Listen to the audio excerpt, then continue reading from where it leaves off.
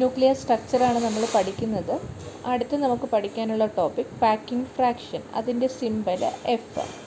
Definition ഇങ്ങനെയാണ്: packing fraction equal to actual isotopic mass minus mass number divided by mass number. അതായത് നമ്മൾ symbol ഉപയോഗിച്ച് കാണിക്കുകയാണെങ്കിൽ നമ്മൾ എടുത്ത ന്യൂക്ലിയസിൻ്റെ മാസ് എം ആണെങ്കിൽ M minus mass number A divided by A ആണ് എന്ത് പാക്കിംഗ് ഫ്രാക്ഷൻ എന്ന് പറയുന്നത്. അപ്പോൾ ഇതാണ് അതിൻ്റെ ഡെഫിനിഷൻ. ഇനി അത് എന്താണ് സൂചിപ്പിക്കുന്നതെന്നുള്ളതാണ്. The value of packing fraction depends upon the manner of packing of the nucleons within the nucleus. ന്യൂക്ലിയസിനകത്ത് ന്യൂക്ലിയോൺസ് എത്തരത്തിലാണ് പാക്ക് ചെയ്തിരിക്കുന്നത്. ഓക്കെ, വളരെ അടുപ്പിച്ചാണോ അതോ വളരെ കുറച്ച് ദൂരെയാണോ, എത്തരത്തിലാണ് അതിനെ പാക്ക് ചെയ്തിരിക്കുന്നതെന്നാണ് ഏത് കൊണ്ട് ഉദ്ദേശിക്കുന്നത്? പാക്കിംഗ് ഫ്രാക്ഷൻ കൊണ്ട് ഉദ്ദേശിക്കുന്നത്. ഇനി പാക്കിംഗ് ഫ്രാക്ഷൻ്റെ വാല്യൂ അപ്പോൾ നമ്മൾ പറഞ്ഞത് എന്താണ്? M minus A by A എന്നാണ്. അപ്പോൾ ഇത് കണ്ടാൽ തന്നെ അറിയാം ഇതിൻ്റെ വാല്യൂ പോസിറ്റീവ് ആകാം. It can be positive, it can be negative or even zero. അപ്പോൾ പോസിറ്റീവ് ആകാം, നെഗറ്റീവ് ആകാം, അല്ലെങ്കിൽ സീറോ ആകാം. എപ്പോഴാണ് സീറോ ആകുന്നത്? എമ്മും എയും, അതായത് ആക്ച്വൽ മാസും മാസ് നമ്പറും ഈക്വൽ ആകുമ്പോൾ ഇതിൻ്റെ വാല്യൂ എന്താകാം? സീറോ ആകാം. ഇനി ആക്ച്വൽ മാസ് നമ്പറിനേക്കാളും കുറവാകുമ്പോൾ നെഗറ്റീവും, ആക്ച്വൽ മാസ് നമ്പറിനേക്കാളും കൂടുതൽ വരുമ്പം ഇത് പോസിറ്റീവും ആയിരിക്കും. അപ്പോൾ ആക്ച്വൽ മാസ് നമ്പറിനേക്കാളും കുറഞ്ഞു നിൽക്കുന്നു എന്ന് വയ്ക്കുമ്പോൾ തന്നെ നമുക്കറിയാം ആ കേസിൽ മാസ് ഡിഫക്റ്റ് ഉണ്ടായിരിക്കും അല്ലേ? എന്താണ്? M minus A is less than zero വരുന്ന കേസ്, അതായത് M is less than A. Actual mass എന്ന് പറയുന്നത് മാസ് നമ്പർ എന്ന് പറയുന്നത് എത്ര കോൺസ്റ്റൻറ്റ് പാർട്ടിക്കിൾസ്, എത്ര ന്യൂക്ലിയോൺസ് ഉണ്ടെന്നുള്ളതാണ്. അപ്പോൾ എന്തായാലും ആ ന്യൂക്ലിയോൺസിൻ്റെ എല്ലാം കൂടെ മാസിൻ്റെ സം എന്ന് പറയുന്നത് it will be greater than എന്താണ്? മാസ് നമ്പറിനേക്കാളും വലുതായിരിക്കും ഇതിൻ്റെ എല്ലാം കൂടെ മാസ് അല്ലേ? 1.00 സംതിങ് യു ആണ് ഏതിന് വരുന്നത്?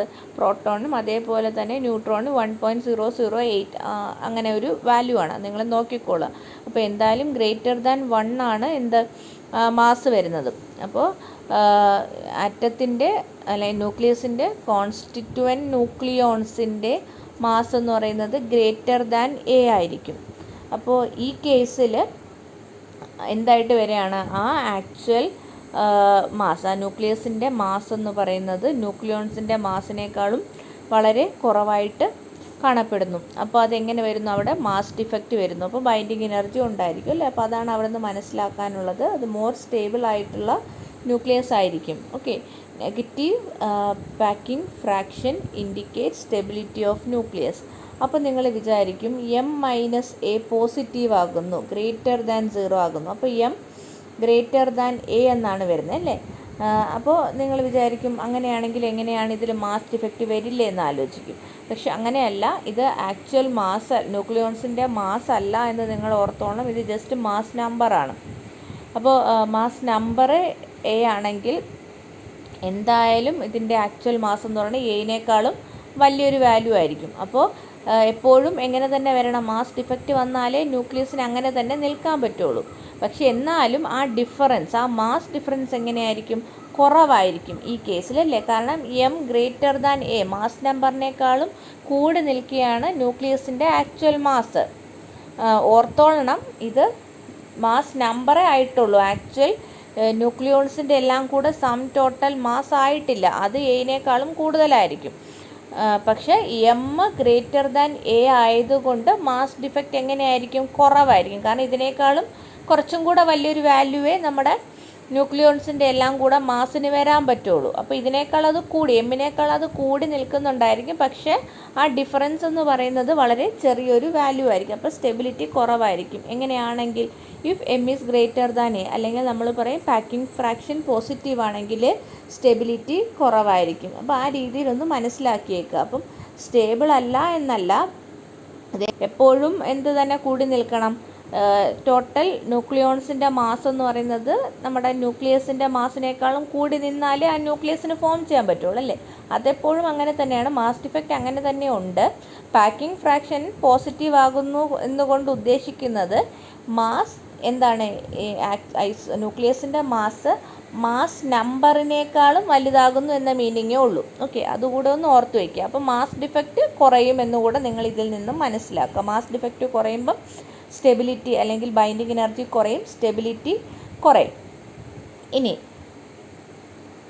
Lower the packing fraction greater is the binding energy per nuclear and hence greater is the stability. അപ്പോൾ പാക്കിംഗ് ഫ്രാക്ഷൻ എത്ര ചെറുതാകുന്നു, എത്രത്തോളം നെഗറ്റീവ് വാല്യൂവിലേക്ക് പോകുന്നു, അതായത് എം എത്രത്തോളം എയിനേക്കാളും ചെറുതാകുന്നു, എന്താകും, അത്രത്തോളം ബൈൻഡിങ് എനർജി ഉണ്ട്, ന്യൂക്ലിയസ് അത്രത്തോളം സ്റ്റേബിൾ ആയിരിക്കും അല്ലേ. എം മൈനസ് എ എന്ന് പറയുന്നത് എന്താകുന്നു, ലെസ് ദാൻ 0, അതായത് എം ലെസ് ദാൻ എ ആകുന്നു. അത് എത്രത്തോളം ചെറുതാകുന്നു, എത്രത്തോളം നെഗറ്റീവ് ആകുന്നു, അത്രത്തോളം എന്തുകൊണ്ടായിരിക്കും, മാസ് ഡിഫക്റ്റ് ഉണ്ടായിരിക്കും, അത്രത്തോളം ബൈൻഡിങ് എനർജി ഉണ്ടായിരിക്കും, അത്രത്തോളം അത് സ്റ്റേബിൾ ആയിരിക്കും.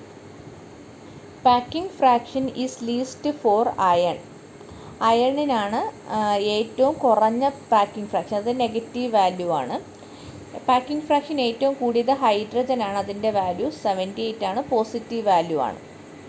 ഇനി മാസ് നമ്പർ 20ക്കും 200നും ഇടയിൽ വരുന്ന ന്യൂക്ലിയസിൻ്റെ പാക്കിംഗ് ഫ്രാക്ഷൻ നെഗറ്റീവ് വാല്യൂവും ഗ്രേറ്റർ ദാൻ 200 മാസ് നമ്പർ വരുന്ന ന്യൂക്ലിയസിന് പോസിറ്റീവ് പാക്കിംഗ് ഫ്രാക്ഷനുമാണ് കാണപ്പെടുന്നത്. അപ്പോൾ അതിൻ്റെ ഗ്രാഫാണ് ഈ കാണിച്ചിരിക്കുന്നത്.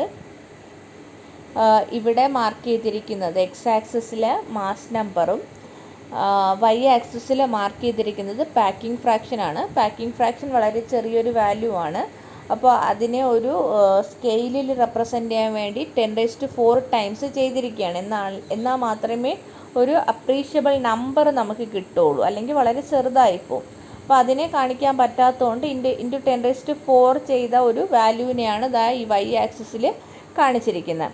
അപ്പോൾ തന്നെ നിങ്ങൾക്ക് കണ്ടറിയാം, ഇവിടെ നോക്കുക, ഇതാണ് 0 വാല്യൂ, കണ്ടോ. അപ്പോൾ നെഗറ്റീവ് വാല്യൂസ് വരുന്നുണ്ട്, അതേപോലെ പോസിറ്റീവ് വാല്യൂസും വരുന്നുണ്ട് അല്ലേ, പോസിറ്റീവ് വാല്യൂസും വരുന്നുണ്ട്.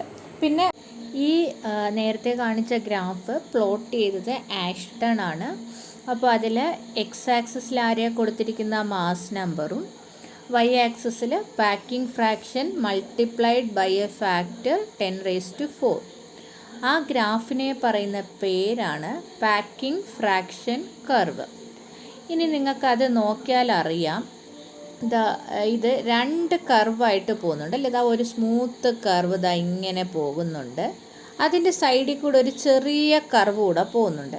ഇതിൽ ആക്ച്വലി ഒരു 3 എലമെൻറ്റ്സ് മാത്രമാണ് ഇതാ ഇതിൽ കിടക്കുന്നത്. അത് ഏതൊക്കെ എലമെൻറ്റ്സ് ആണെന്ന് ഇതാ പറയാം.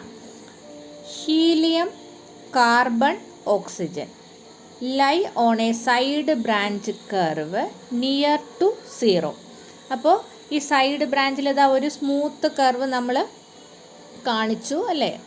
ഞാൻ കളറ് ചേഞ്ച് ചെയ്ത് കാണിക്കാം. ഈ സ്മൂത്ത് കർവ് ഇവിടെ കാണുന്നില്ല. ഈ സ്മൂത്ത് കർവിലല്ലാതെ കിടക്കുന്ന 3 എണ്ണമാണ് ഹീലിയം, കാർബൺ, ഓക്സിജൻ. ബാക്കി എല്ലാ എലമെൻറ്റ്സും ഒരു സ്മൂത്ത് കർവിലാണ് കിടക്കുന്നത്. All other atoms lie on a smooth curve that descends steeply from hydrogen to 0 in the region of A is equal to 20, then to a minimum near A equal to 50, after which a steady gradual rise to recross 0 near A equal to 200. അപ്പോൾ ഞാനത് വരച്ച് കാണിക്കുകയാണെങ്കിൽ ഇതാണ് 0 എങ്കിൽ ആദ്യം ഹൈഡ്രജനിൽ നിന്ന് start ചെയ്യണം അല്ലേ, കാരണം നമ്മൾ എക്സ് ആക്സിസിൽ മാസ് നമ്പറാണ് മാർക്ക് ചെയ്തിരിക്കുന്നത്. അപ്പോൾ ഹൈഡ്രജനിൽ നിന്നാണ് സ്റ്റാർട്ട് ചെയ്യുന്നത്. ഒരു 3 എലമെൻറ്റ് ഈ കർവിലല്ലാതെ കിടക്കുന്നുണ്ട്. അതല്ലാതെ ഇവിടെ എത്തുമ്പോൾ A ഈക്വൽ ടു 20 ആകുമ്പോൾ ഇത് 0-ൽ എത്തുന്നു അല്ലേ, ഗ്രാഫ് 0-ലേക്ക് എത്തുന്നു. അത് കഴിഞ്ഞത് പിന്നെ നെഗറ്റീവ് റീജിയനിലേക്ക് പോകുന്നു. A ഈക്വൽ ടു 50 ആകുമ്പോൾ മിനിമം ആകുന്നു. അവിടെ നിന്ന് പിന്നെ ഇത് ഗ്രാജ്വലി റൈസ് ചെയ്യാണ്. ഓക്കെ, റൈസ് ചെയ്ത് എ ഈക്വൽ ടു 200 ആകുമ്പോൾ പിന്നെയും സീറോയിനെ റീക്രോസ് ചെയ്യുന്നു. അപ്പോൾ ഇതാണ് നമ്മൾ ആ മുകളിലത്തെ ഗ്രാഫിൽ കണ്ടത്. ഒന്നുകൂടെ ഗ്രാഫ് പോയി നോക്കുക. അപ്പോൾ ഇതാണ് ഈ വാല്യൂസ് ഒന്ന് ഓർക്കുക. ഹൈഡ്രജനിൽ നിന്ന് സ്റ്റാർട്ട് ചെയ്യുന്നു, 20 ആകുമ്പോൾ 0 ക്രോസ് ചെയ്യുന്നു, 50 ആകുമ്പോൾ മിനിമത്തിലേക്ക് പോകുന്നു, 200 ആകുമ്പോൾ എഗെയിൻ സീറോയിനെ ക്രോസ് ചെയ്യുന്നു. പിന്നെ ശ്രദ്ധിക്കാനുള്ളത് ഏതൊക്കെയാണ്? 3 എണ്ണം, ഹീലിയം, കാർബൺ, ഓക്സിജൻ അല്ലേ? ആ 3 എണ്ണം ഇവിടെ കിടക്കുന്നു. ഈ ഗ്രാഫിലല്ലാതെ പുറത്ത് കിടക്കുന്ന 3 എണ്ണമാണ് അത്. എ ഈക്വൽ ടു 200 ആകുമ്പം സീറോയിനെ ക്രോസ് ചെയ്ത് എങ്ങോട്ടേക്ക് പോവാണ്? പാക്കിംഗ് ഫ്രാക്ഷൻ പോസിറ്റീവ് വാല്യൂയിലേക്ക് പോവുകയാണ്. Packing fraction beyond A equal to 200 becomes positive. പിന്നെയും മാസ് നമ്പർ കൂടി പോകുമ്പോൾ എങ്ങോട്ടേക്ക്? പോസിറ്റീവ് വാല്യൂ കൂടി പോവാണ് അല്ലേ? എ ഇൻക്രീസ് ചെയ്യുമ്പോൾ the packing fraction is increasing in positive direction അല്ലേ? പാക്കിംഗ് ഫ്രാക്ഷൻ കൂടുന്നു.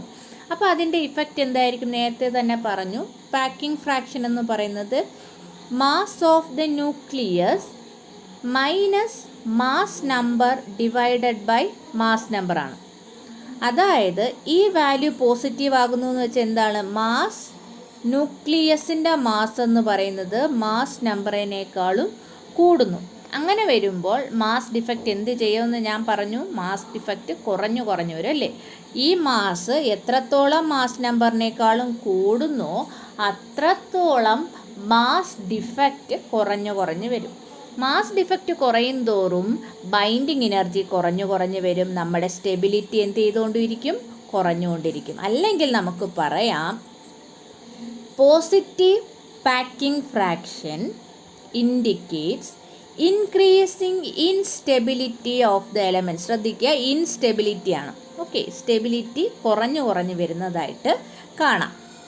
ഇനി അത് ഈ 200 നമ്മൾ പറഞ്ഞ പോയിൻ്റ് എന്ന് പറയുന്നത് എ ഈക്വൽ ടു 200 ആണ്, മാസ് നമ്പർ 200. അപ്പോൾ ഇവിടെ നിന്നും കൂടി പോയി എ ഈക്വൽ ടു അല്ലെങ്കിൽ എ ഗ്രേറ്റർ ദാൻ 230 ആകുമ്പോൾ മാസ് നമ്പർ, അതായത് ടോട്ടൽ നമ്പർ ഓഫ് ന്യൂക്ലിയോൺസ് എന്ന് പറയുന്നത് 230ക്ക് എബോ ആകുമ്പോൾ നമ്മൾ പറഞ്ഞതുപോലെ അത് ഒരുപാട് ഇൻസ്റ്റേബിളായി, അല്ലെങ്കിൽ അതിൻ്റെ സ്റ്റെബിലിറ്റി ഒരുപാട് കുറഞ്ഞു. And it becomes radioactive and it undergo disintegration spontaneously. അപ്പോൾ അത് റേഡിയോ ആക്റ്റീവായിട്ട് മാറിയിട്ട് അത് സ്റ്റേബിൾ ആകാൻ വേണ്ടിയിട്ട് എന്ത് ചെയ്യും? ഡിസ്ഇൻറ്റഗ്രേറ്റ് ചെയ്യും. ഓക്കെ, ഇത്രയും കാര്യങ്ങൾ ഇവിടെ മനസ്സിലാക്കുക. അടുത്ത പഠിക്കാനുള്ളത് ന്യൂക്ലിയർ എനർജി എന്താണെന്നുള്ളതാണ്. അപ്പോൾ നമുക്കറിയാം ഒരു ആറ്റം അതിൻ്റെ മാസ് നമ്പറിനനുസരിച്ചിട്ട് എന്താകുന്നു? അതിൻ്റെ ബൈൻഡിങ് എനർജി മാറുന്നു അല്ലേ? ബൈൻഡിങ് എനർജി കുറവായിട്ടുള്ള ആറ്റംസ് ലെസ് സ്റ്റേബിളും, ബൈൻഡിങ് എനർജി കൂടുതലാണെങ്കിൽ മോർ സ്റ്റേബിളും ആയിരിക്കും. അപ്പോൾ നമ്മൾ അതിൻ്റെ ലിമിറ്റും പറഞ്ഞു. ഒരു A less than mass number less than 30 വരുമ്പോഴും മാസ് നമ്പർ ഗ്രേറ്റർ ദാൻ 170 ആകുമ്പോഴും ബൈൻഡിങ് എനർജി പെർ ന്യൂക്ലിയോൺ, നമ്മൾ ആ കർവൊക്കെ പഠിച്ചതാണ്. ബൈൻഡിങ് എനർജി പെർ ന്യൂക്ലിയോൺ കർവൊക്കെ നമ്മൾ പഠിച്ചു. അപ്പോൾ ഒരു റേഞ്ചിൽ ഒരു 40 to 170 റേഞ്ചിൽ binding energy per nucleon almost constant ആയിട്ട് നിൽക്കും. അപ്പുറത്തും ഇപ്പുറത്തും ഈ രണ്ട് റീജിയണിലും എന്ത് ചെയ്യുന്നു? ബൈൻഡിങ് എനർജി പെർ ന്യൂക്ലിയോൺ കുറയുന്നതായിട്ട് കണ്ടു. ബൈൻഡിങ് എനർജി പെർ ന്യൂക്ലിയോൺ കുറയുന്നു എന്ന് വെച്ചാൽ ദേ ആർ ലെസ് സ്റ്റേബിൾ, അല്ലെങ്കിൽ നമുക്ക് പറയാം nuclei are less tightly bound. അങ്ങനെ വരുമ്പോൾ അത് എന്ത് ചെയ്യാൻ ശ്രമിക്കും? സ്റ്റേബിൾ ആകാനായിട്ട് ശ്രമിക്കും. അപ്പോൾ സ്റ്റേബിൾ ആകുന്ന എങ്ങനെയാണ്? They transmute into more tightly bound nuclei. അത് മറ്റ് ന്യൂക്ലിയൈ ആയിട്ട് മാറാനായിട്ട് ശ്രമിക്കും. ഇങ്ങനെ ശ്രമിക്കുമ്പോൾ അവരെന്ത് ചെയ്യുന്നുണ്ട്? എനർജി റിലീസ് ചെയ്യുന്നുണ്ട്. അപ്പോൾ ഇതാണ് നമ്മൾ ഫിഷനും ഫ്യൂഷനും എന്നൊക്കെ പറഞ്ഞ് പഠിക്കുന്നത്. ഫിഷനും ഫ്യൂഷനും നടക്കുമ്പോൾ എന്ത് ചെയ്യുന്നു? എനർജി റിലീസ് ചെയ്യുന്നുണ്ട്. അപ്പോൾ ഈ എനർജിയെ പറയുന്ന പേരാണ് എന്ത്? Nuclear energy. It is the energy released during nuclear reaction. Heavy nuclei lighter nuclei split ചെയ്യുമ്പോൾ അതിനോടൊപ്പം എനർജിയും റിലീസ് ചെയ്യുന്നുണ്ട്. ഇതിനെയാണ് ന്യൂക്ലിയർ എനർജി എന്ന് വിളിക്കുന്നത്. ഈ പ്രോസസ്സിനെ പറയും ന്യൂക്ലിയർ ഫിഷൻ. ഇനി lighter nuclei two or more lighter nuclei join together to form heavy nucleus, releasing energy. അപ്പോൾ എന്തുകൊണ്ടാണ് എനർജി റിലീസ് വരുന്നതെന്ന് ഞാൻ പറഞ്ഞു. എന്താണ്, ഇങ്ങോട്ടേക്ക് പോകുമ്പോൾ binding energy per nucleon increase ചെയ്യാണ്. അതേപോലെ തന്നെ ഇങ്ങോട്ടേക്ക് പോകുമ്പോൾ binding energy per nucleon increase ചെയ്യാണ്. അപ്പോൾ ബൈൻഡിങ് എനർജി കൂടുന്നു എന്ന് വെച്ചാൽ എന്താണ്, ഇതിൻ്റെ എനർജി, ഇതിനകത്തുള്ള എനർജി റിലീസ് ചെയ്യുമ്പോഴാണ് എന്താ ചെയ്യുന്നത്, ഇത് കൂടുതൽ ബൗണ്ടായിട്ട് മാറുന്നത്. അതിനകത്തുള്ള എനർജി കൂടി നിന്നാൽ ഇത് ലെസ് സ്റ്റേബിളാണ്. അപ്പോൾ എനർജി കുറയ്ക്കുക, കൂടുതൽ ബൈൻഡ് ചെയ്യുക. ബൈൻഡിങ് എനർജി കൂടുന്നു എന്ന് വെച്ചാൽ എന്താണ്, അത് കൂടുതൽ എന്താണ് സ്റ്റേബിളായി, അതോടൊപ്പം അതിൻ്റെ എനർജി കുറഞ്ഞു എന്നാണ്. ഓക്കെ, അപ്പോൾ ആ എനർജി എന്ത് ചെയ്യും, പുറത്തേക്ക് കൊടുക്കും. ആ പുറത്തേക്ക് കൊടുക്കുന്ന എനർജിയാണ് ഈ ന്യൂക്ലിയർ എനർജി. അപ്പോൾ ഇതെന്താണ് പ്രോസസ്സ്, ന്യൂക്ലിയർ ഫ്യൂഷൻ.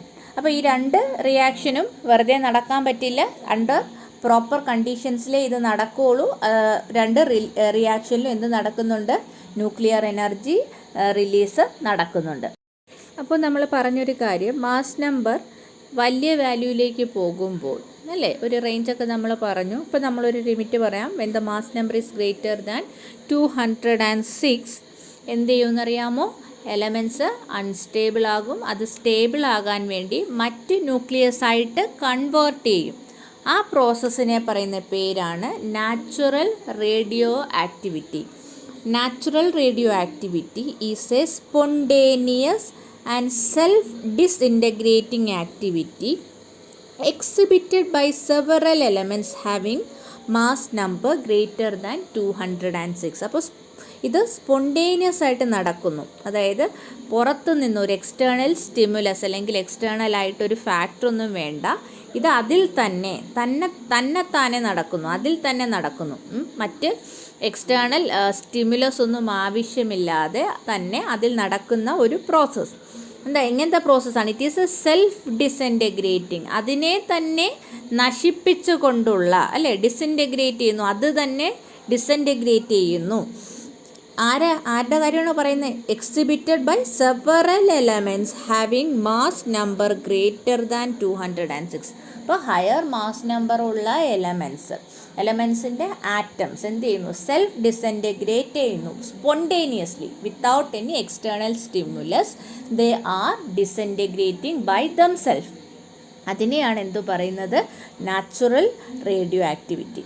അപ്പോൾ ഈ നാച്ചുറൽ റേഡിയോ ആക്ടിവിറ്റിയൊക്കെ നിങ്ങൾ കേട്ടിട്ടുള്ളതായിരിക്കും അല്ലേ, റേഡിയോ ആക്റ്റീവ് സബ്സ്റ്റൻസ് എന്നൊക്കെ നിങ്ങൾ പലയിടത്തും കേട്ടിട്ടുള്ളതായിരിക്കും. അപ്പോൾ തന്നെ അറിയാം അതിനകത്തുനിന്ന് എന്ത് വരുന്നുണ്ട്, ഒരു റേഡിയോ ആക്റ്റീവ് സബ്സ്റ്റൻസിൽ നിന്നും റേഡിയേഷൻ വരുന്നുണ്ട് അല്ലേ. അതുകൊണ്ടാണ് നമ്മളത് ഹാംഫുൾ ആയിട്ടൊക്കെ പറയുന്നത്. റേഡിയോ ആക്റ്റീവ് സബ്സ്റ്റൻസ് ഹാംഫുൾ ആണ്. റേഡിയോ ആക്റ്റീവ് വേസ്റ്റിനെ കുറിച്ചൊക്കെ നിങ്ങൾ കേട്ടിട്ടുണ്ടായിരിക്കും. അപ്പോൾ അത് ഹാംഫുൾ ആണ്. അതെന്തുകൊണ്ട് ഹാംഫുൾ ആകുന്നു, ഇത് നടക്കുമ്പോൾ അല്ലെങ്കിൽ ഇത് റേഡിയോ ആക്ടിവിറ്റി എക്സിബിറ്റ് ചെയ്യുമ്പോൾ അല്ലെങ്കിൽ അത് സെൽഫ് ഡിസിൻറ്റഗ്രേറ്റ് ചെയ്യുമ്പോൾ ഈ ആറ്റംസ് എന്ത് ചെയ്യാണ്, റേഡിയേഷൻ എമിറ്റ് ചെയ്യുന്നുണ്ട്. Okay, during the process radiation is emitted. Radiation emit ചെയ്യുന്നു. അതേപോലെ തന്നെ ഈ എലമെൻ്റ് എന്ത് ചെയ്യുന്നു, ബ്രേക്ക് ചെയ്ത് ഒരു ഡിഫറെൻറ്റ് ന്യൂക്ലിയർ ആയിട്ട് മാറുകയാണ്. ഓക്കെ, ഇത് എലമെൻറ്റ് ബ്രേക്സ് അപ്പ്, അത് സെൽഫ് ഡിസിൻറ്റഗ്രേറ്റ് ചെയ്ത് ഡിഫറെൻറ്റ് ന്യൂക്ലിയർ ആയിട്ട് മാറുകയാണ്. അതേപോലെ തന്നെ ഇപ്പോൾ ഒരു ന്യൂക്ലിയസ് ഞാൻ എടുത്തെന്ന് വിചാരിച്ചു, ഇത് റേഡിയോ ആക്ടിവിറ്റി അണ്ടർഗോ ചെയ്ത് 2 ന്യൂക്ലിയസ് ആയിട്ട് മാറി. ഇനി ഒരിക്കലും ഇതിനെന്ത് ചെയ്യാൻ പറ്റില്ല, തിരിച്ച് പഴയതിലേക്ക് പോകാൻ പറ്റില്ല. കാരണം ഇത് അൺസ്റ്റേബിൾ ആയിരുന്നു അല്ലേ. അതുകൊണ്ടാണ് എന്ത് ചെയ്തത്, ഇത് ഡിസിൻറ്റഗ്രേറ്റ് ചെയ്ത് സ്റ്റേബിൾ ന്യൂക്ലിയസിലേക്ക് പോയത്. അപ്പോൾ ഒരിക്കലും ഈ പ്രോസസ്സ് എന്തല്ല, പോസിബിൾ അല്ല. അതുകൊണ്ട് അതിനെന്ത് പറയാം, it is an irreversible process. തിരിച്ച് നടക്കില്ല, അങ്ങോട്ടേ നടക്കുകയുള്ളൂ. ഓക്കെ, അൺസ്റ്റേബിൾ ആയിട്ടുള്ള ഒരു ഹെവി ന്യൂക്ലിയസ് സ്പോണ്ടേനിയസ് ആയിട്ട് ഡിസിൻറ്റഗ്രേറ്റ് ചെയ്യുന്നു. തിരിച്ച് ആ അൺസ്റ്റേബിൾ ന്യൂക്ലിയസിലേക്ക് കൊണ്ടുവരാനായിട്ട് പറ്റില്ല. അപ്പോൾ ഡിസിൻറ്റഗ്രേഷൻ നടക്കുന്നു. ഡിസിൻറ്റഗ്രേഷൻ നടന്നാൽ അങ്ങനെ നടന്നതാണ്. തിരിച്ച് പഴയ ന്യൂക്ലിയസ് ഫോം ചെയ്യാൻ പറ്റില്ല. It is an irreversible process. അതോടൊപ്പം തന്നെ ഈ ആറ്റം ഏത് അവസ്ഥയിലിരിക്കുന്നു, ഏത് കോമ്പൗണ്ട്, ഇപ്പം ഞാനിപ്പോൾ ഈ ഡിസിൻറ്റഗ്രേറ്റ് ചെയ്ത ആറ്റം ഞാൻ എ എന്ന് വിളിച്ചെന്ന് വിചാരിച്ചു. ഈ എ എന്ന ആറ്റം ഒരു ABC എന്നൊരു കോമ്പൗണ്ടിനകത്തും ഉണ്ട്, ഒരു AD എന്നൊരു കോമ്പൗണ്ടിനകത്തും ഉണ്ട്. ഓക്കെ, 2 കോമ്പൗണ്ടിലും ഈ ആറ്റം ഉണ്ട്. ഞാൻ ഈ 2 കോമ്പൗണ്ട് നോക്കിയാലും അതിലെ എയിലെ ഡിസിൻറ്റഗ്രേഷൻ സെയിം ആയിരിക്കും. ഓക്കെ, എയുടെ ഡിസൻറ്റഗ്രേഷൻ സെയിം ആയിരിക്കും irrespective of the chemical or physical condition of the element. A എന്ന ആറ്റം ഏത് ഫിസിക്കൽ കണ്ടീഷനിലിരിക്കുന്നു, ഏത് ടെമ്പറേച്ചറിലിരിക്കുന്നു, ഏത് പ്രഷറിലിരിക്കുന്നു, ഇനി അത് ഏത് കെമിക്കൽ കണ്ടീഷനിലിരിക്കുന്നു, ഏത് കോമ്പൗണ്ടിലാണ് ഇരിക്കുന്നത്, ഇതൊന്നും തന്നെ റേഡിയോ ആക്ടിവിറ്റിയെ അഫക്റ്റ് ചെയ്യുന്നതേ ഇല്ല. അടിവരയിട്ട് പഠിക്കുക. The radioactivity of an element is unaffected by physical or chemical condition of the element. ആ എലമെൻറ്റ് ഇരിക്കുന്ന ഫിസിക്കൽ കണ്ടീഷൻ എന്ന് വെച്ചാൽ എന്താ, ചുറ്റുമല്ല പ്രഷർ എത്ര, ടെമ്പറേച്ചർ എത്ര, ഇങ്ങനെയുള്ളതിനെയാണ് ഫിസിക്കൽ കണ്ടീഷൻ എന്ന് പറയുന്നത്. അതോടൊപ്പം കെമിക്കൽ കണ്ടീഷൻ എന്ന് വെച്ചാൽ അത് ഏത് കോമ്പൗണ്ടിലിരിക്കുന്നു, ഇതൊന്നും തന്നെ ആരെ അഫക്റ്റ് ചെയ്യുന്നില്ല. ആ സബ്സ്റ്റൻസ് അല്ലെങ്കിൽ ആ എലമെൻറ്റിൻ്റെ റേഡിയോ ആക്ടിവിറ്റിയെ അഫക്റ്റ് ചെയ്യുന്നതേ ഇല്ല. ഓക്കെ, അപ്പോൾ ഇത്രയും പറഞ്ഞപ്പോൾ തന്നെ നിങ്ങൾക്ക് മനസ്സിലായ മറ്റൊരു കാര്യം എന്ന് പറയുന്നത് റേഡിയോ ആക്ടിവിറ്റി എന്ന് പറഞ്ഞ ഒരു ന്യൂക്ലിയർ ഫിനോമിനയാണ് അല്ലേ. ന്യൂക്ലിയസ് അല്ലേ ഇൻവോൾവ് ചെയ്തിരിക്കുന്ന, ന്യൂക്ലിയസ് ആണ് ഡിസൻറ്റഗ്രേറ്റ് ചെയ്യുന്നത്. It is A nuclear phenomenon. അപ്പോൾ ന്യൂക്ലിയസ് ഇൻവോൾവ് ചെയ്ത ഒരു റിയാക്ഷൻ ആയതുകൊണ്ട് റേഡിയോ ആക്ടിവിറ്റിയെ സ്റ്റഡി ചെയ്താൽ നമുക്ക് ന്യൂക്ലിയസിനെ കുറിച്ചുള്ള ഇൻഫോർമേഷൻ കിട്ടും. Studying it gives information about the nucleus. അടുത്ത് നമുക്ക് റേഡിയോ ആക്ടിവിറ്റി എങ്ങനെയാണ് കണ്ടുപിടിച്ചത് എന്ന് പറയാം. ഓക്കെ, 1896 ഹെൻറി ബെക്കറൽ എന്ന സയൻറ്റിസ്റ്റ് എക്സ്റേയുടെ പ്രോപ്പർട്ടീസ് സ്റ്റഡി ചെയ്യുകയായിരുന്നു. അപ്പോൾ അതിന് വേണ്ടിയിട്ട് നാച്ചുറലി ഫ്ലൂറസെൻ്റ് ആയിട്ടുള്ള മിനറൽസാണ് ഹെൻറി ബെക്കറൽ എടുത്തത്. യുറാനിയത്തിൻ്റെ സോൾട്ട് എടുത്തിട്ടാണ് ചെയ്തുകൊണ്ടിരുന്നത്. അപ്പോൾ അതിന് ഈ എക്സ്പെരിമെൻ്റ് ഇങ്ങനെയായിരുന്നു. He exposed potassium uranyl sulphide to sunlight and then placed it on a photographic plates wrapped in black paper, believing that the uranium absorbed the sun's energy and then emitted it as X-rays. അപ്പം ഇയാൾ ചെയ്തത്, Becquerel ചെയ്തത് uranium സൾഫൈറ്റിനെ സൺലൈറ്റിൽ expose ചെയ്തു. അപ്പോൾ potassium uranium sulphate. അപ്പോൾ potassium uranium sulphate എന്ന് പറയുന്നത് fluorescent മെറ്റീരിയലാണ്. അതെന്ത് ചെയ്യും, സൺലൈറ്റിൽ വെച്ചാൽ ലൈറ്റ് അബ്സോർബ് ചെയ്തിട്ട് പിന്നീട് ഇതിനെ എന്ത് ചെയ്യും, എമിറ്റ് ചെയ്യും. അപ്പോൾ അതിന് വേണ്ടിയിട്ട് കുറേ സൺലൈറ്റിൽ എന്ത് ചെയ്തു, പൊട്ടാസ്യം യുറാനിയം സൾഫൈറ്റിനെ എക്സ്പോസ് ചെയ്തിട്ട് പിന്നീട് ഇതിനെ ബ്ലാക്ക് പേപ്പറിൽ റാപ്പ് ചെയ്ത ഫോട്ടോഗ്രാഫിക് പ്ലേറ്റ്സിൻ്റെ അടുത്ത് വെച്ചു. അപ്പോൾ ഈ എക്സ്പെക്റ്റ് ചെയ്യുന്നത് എന്താണ്, യുറാനിയം സൺസ് റേസ് എല്ലാം അബ്സോർബ് ചെയ്തിട്ടിരിക്കുകയാണ്. ഇത് ഫ്ലൂറസെൻ്റ് മെറ്റീരിയൽ ആയതുകൊണ്ട് കുറച്ച് കഴിഞ്ഞിട്ട് എന്ത് ചെയ്യണം, ഇത് എമിറ്റ് ചെയ്യണം അല്ലേ. എമിറ്റ് ചെയ്ത് കഴിഞ്ഞാൽ ഇതിൽ നിന്ന് റേസ് വരും, ഫോട്ടോഗ്രാഫിക് പ്ലേറ്റ് അഫക്റ്റഡ് ആകും. അപ്പോൾ ഓർക്കുക, ഫോട്ടോഗ്രാഫിക് പ്ലേറ്റിനെ അഫക്റ്റ് ചെയ്യണമെങ്കിൽ എന്തെങ്കിലും ഒരു റേഡിയേഷൻ ഉണ്ടാകണം, ഒരു ഇലക്ട്രോ മാഗ്നറ്റിക് വേവ് അല്ല, എന്തെങ്കിലും ഒരു റേഡിയേഷൻ, എന്തെങ്കിലും പാർട്ടിക്കിൾ വന്ന് അതിൽ റിയാക്ട് ചെയ്യുമ്പോഴാണ് എന്ത് നടക്കുന്നത്, ഫോട്ടോഗ്രാഫിക് പ്ലേറ്റിൽ ഒരു ഇംപ്രഷൻ അല്ലെങ്കിൽ എന്തെങ്കിലും ഒരു ചേഞ്ച് ഉണ്ടാകുന്നു. ഒരു പിക്ചർ ഒക്കെ ക്യാപ്ചർ ചെയ്യുന്നത് എങ്ങനെയാണ്, ലൈറ്റ് റേസ് അതിൽ ഇൻസിഡൻറ്റ് ചെയ്യുമ്പോഴാണ്. അപ്പോൾ ഇൻസിഡൻറ്റ് ചെയ്യുമ്പോൾ അവിടെ ഒരു കെമിക്കൽ റിയാക്ഷൻ നടക്കുന്നു, അങ്ങനെയാണ് ആ ഫോട്ടോ ക്യാപ്ചർ ചെയ്യുന്നത്. അത്തരത്തിൽ ഇവിടെ പൊട്ടാസ്യം യുറാനിയം സൾഫേറ്റ് ആണ് ഈ ഫോട്ടോഗ്രാഫിക് പ്ലേറ്റിന് അടുത്തേക്ക് വെക്കുന്നത്. അപ്പോൾ ഇതൊരു ഡാർക്ക് സെറ്റപ്പിൽ ചെയ്തിരിക്കുകയാണ്, മറ്റൊരിടത്തുനിന്ന് ലൈറ്റ് വരാൻ സാധ്യതയില്ല. അപ്പോൾ ഇത് യുറാനിയം ലൈറ്റ് എമിറ്റ് ചെയ്യുകയാണെങ്കിൽ ആ ലൈറ്റിന് ആരെ എഫക്റ്റ് ചെയ്യാം, ഇതിനെ നമ്മുടെ ഫോട്ടോഗ്രാഫിക് പ്ലേറ്റിനെ അഫക്റ്റ് ചെയ്യാം. പക്ഷേ ഫോട്ടോഗ്രാഫിക് പ്ലേറ്റ്സ് ഡെവലപ്പ് ചെയ്ത് നോക്കി. അതായത് വെച്ചാൽ ആ ഫോട്ടോ ഉണ്ടാക്കുന്ന ഒരു പ്രോസസ്സില്ലേ, ഫോട്ടോഗ്രാഫിക് പ്ലേറ്റ് എന്ന് വെച്ചാൽ ഒരു കെമിക്കൽ റിയാക്ഷൻ നടന്നിരിക്കുന്ന ഒരു സംഭവത്തിന് പിന്നെ കുറച്ച് പ്രോസസ്സ് വഴിയല്ലേ എന്തിലേക്ക്, ഫോട്ടോയിലേക്ക് കൺവേർട്ട് ചെയ്യുന്നത്. അപ്പോൾ ആ പ്രോസസ്സ് ചെയ്ത് നോക്കി. അപ്പോൾ കണ്ടത് ഇങ്ങനെയാണ്. To his surprise the images were strong and clear, proving that the uranium emitted radiation without an external source of energy such as the sun. അപ്പോൾ നല്ല സ്ട്രോങ് ആയിട്ടുള്ള ഒരു ഇമേജാണ് ഫോട്ടോഗ്രാഫിക് പ്ലേറ്റിൽ കണ്ടത്. അപ്പോൾ യുറാനിയം നേരത്തെ സണ്ണിൽ നിന്ന് റേസ് അബ്സോർബ് ചെയ്ത് അത് എമിറ്റ് ചെയ്തിരുന്നെങ്കിൽ കിട്ടുമായിരുന്ന ഇമേജിനേക്കാളും സ്ട്രോങ്ങർ ആയിട്ടുള്ള ഒരു ഇമേജ് എപ്പോൾ കിട്ടി, ഈ കേസിൽ ബ്ലാക്ക് സെറ്റപ്പിൽ യുറാനിയവും നമ്മുടെ ഫോട്ടോഗ്രാഫിക് പ്ലേറ്റും കൂടെ വെച്ചിരുന്നപ്പോൾ ഫോട്ടോഗ്രാഫിക് പ്ലേറ്റ് കൂടുതൽ അഫക്റ്റഡ് ആയതായിട്ട് കണ്ടു. കാരണം ഇതാണ്, ഈ ഫ്ലൂറസെൻസ് കൊണ്ടുണ്ടാകുന്ന ലൈറ്റ് അല്ലാതെ തന്നെ ഈ യുറാനിയം എന്ത് ചെയ്യുന്നുണ്ട്, റേഡിയേഷൻ എമിറ്റ് ചെയ്യുന്നുണ്ട്. ആ റേഡിയേഷനാണ് ആരെ അഫക്റ്റ് ചെയ്തത്, ഫോട്ടോഗ്രാഫിക് പ്ലേറ്റിന് അഫക്റ്റ് ചെയ്തത്. അങ്ങനെയാണ് ബെക്കറൽ റേഡിയോ ആക്ടിവിറ്റി കണ്ടുപിടിച്ചത്. അപ്പോൾ എക്സ്പെരിമെൻറ്റിൽ നിന്ന് നമുക്ക് മനസ്സിലായ കാര്യം എന്താണ്, uranium salt gave out certain powerful radiation. അപ്പോൾ യുറാനിയം സോൾട്ടിൽ നിന്നും ചില പവർഫുൾ റേഡിയേഷൻ വരുന്നുണ്ട്. ആദ്യം ഇവയെ വിളിച്ചത് ബെക്കറൽ റേസ് എന്നാണ്.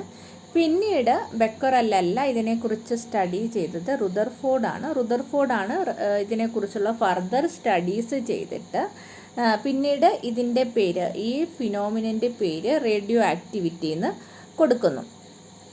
പിന്നെയും ഇതിനെക്കുറിച്ചുള്ള ഫർദർ ഇൻവെസ്റ്റിഗേഷൻ ചെയ്തത് പിയറി ക്യൂറിയും മാഡം ക്യൂറിയുമാണ്. അപ്പോൾ അവർ കണ്ടുപിടിച്ചൊരു കാര്യം എന്ന് പറയുന്നത്, they showed radioactivity is a property of the atom of the element in the compound since the radiations are unaffected by the physical and chemical changes in the compound. അപ്പോൾ Pierre ക്യൂറിയും madam ക്യൂറിയും radio ആക്ടിവിറ്റിയെക്കുറിച്ച് കൂടുതൽ study ചെയ്തു. അപ്പോൾ അവർക്ക് മനസ്സിലായ ഒരു കാര്യം എന്ന് പറയുന്നത്, ഈ പ്രോപ്പർട്ടി റേഡിയോ ആക്ടിവിറ്റി എന്ന പ്രോപ്പർട്ടി എന്ന് പറയുന്നത് ആറ്റത്തിൻ്റെ പ്രോപ്പർട്ടിയാണ്, ആ എലമെൻറ്റിൻ്റെ പ്രോപ്പർട്ടിയാണ്. അതെങ്ങനെയാണ് അവർ മനസ്സിലാക്കിയത്? കാരണം ഈ വേറെ കോമ്പൗണ്ടിലാണ് ഈ എലമെൻ്റ് ഇരിക്കുന്നതെങ്കിലും, അല്ലെങ്കിൽ ആ കോമ്പൗണ്ടിൻ്റെ ഫിസിക്കൽ കണ്ടീഷൻസും കെമിക്കൽ കണ്ടീഷൻസും ചേഞ്ച് ചെയ്യുമ്പോഴും ഒക്കെ തന്നെ റേഡിയോ ആക്ടിവിറ്റിക്ക് ഒരു വ്യത്യാസവും വരുന്നില്ല എന്നിവർക്ക് മനസ്സിലായി. The radiations are unaffected by the physical and chemical changes in the compound. അപ്പോൾ അവർക്ക് മനസ്സിലായി എന്താണ്, ഈ റേഡിയോ ആക്ടിവിറ്റി എന്ന് പറയുന്നത് ആ എലമെൻറ്റിൻ്റെ പ്രോപ്പർട്ടിയാണ്. It is the property of the atom of the element എന്നവർക്ക് മനസ്സിലായി. പിന്നെ ഇവരുടെ മറ്റൊരു കോൺട്രിബ്യൂഷൻ, ഈ പിയറി ക്യൂറി മാഡം ക്യൂറിയുടെ മറ്റൊരു കോൺട്രിബ്യൂഷൻ എന്ന് പറയുന്നത്, they discovered 2 new radioactive elements. റേഡിയവും പൊളോണിയവും എല്ലാം കണ്ടുപിടിച്ചത് ഇവർ രണ്ടുപേരുമാണ്. പിന്നീട് അവർക്ക് നോബൽ പ്രൈസ് കിട്ടുകയും ചെയ്തിട്ടുണ്ട്.